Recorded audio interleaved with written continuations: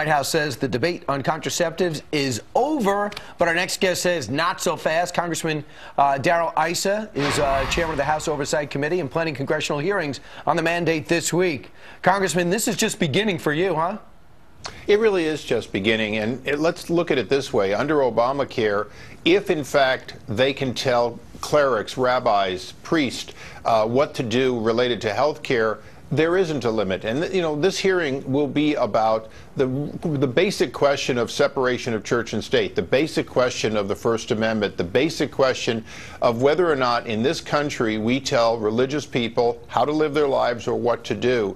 And it's very clear this administration would like to narrow it to essentially inside the church on Sunday, or the temple on Saturday. We'd like it to be the original meaning. The Puritans did not come across the Atlantic in order to be told that they had to be Episcopal. So many people feel like this is a slippery slope, that if you start mandating certain things and taking some religious freedoms away, it affects everyone. What do you see as the slippery slope? What do you see in your mind that could be next?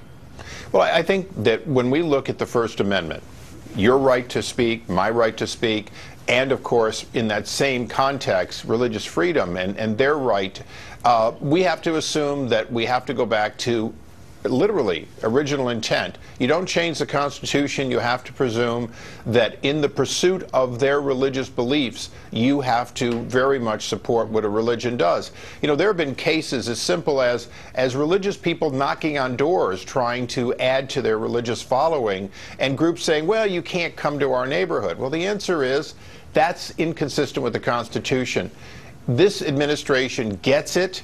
They just are ignoring it. This is a political agenda to say, well, we can force this to happen, and we can have it be loosely about women's rights, rather than respect the fact that you're going to get 98% of what you want in Obamacare without going after the religious leaders and constitutional scholars that we're going to have in our hearing. And according to a recent survey, he's done one thing successfully as the president. That's alienated Catholic voters. 59% now disapprove of him. Meanwhile, moving ahead to something that's taken a lot of your time over the last 2 years, the Fast and Furious investigation. Yes. How close are you to maybe moving to the next step with Attorney General Eric Holder? Well, we made it pretty clear with the Attorney General when he was before our committee. As he was saying it was a fair hearing, we were making it clear that our patience is limited. That, in fact, if there's another bump in the road where there's sort of a stopping, we won't give you more information, we're going to consider that contempt. As long as we're getting real discovery, we're willing to work with the administration. But let's understand, we have 6,000 pages of documents.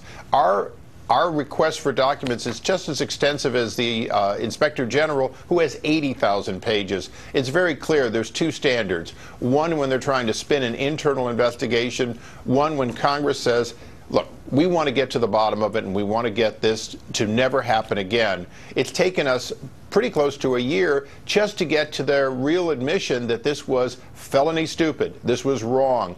And in fact, it didn't just happen in Phoenix, it goes to the highest levels of the Justice Department.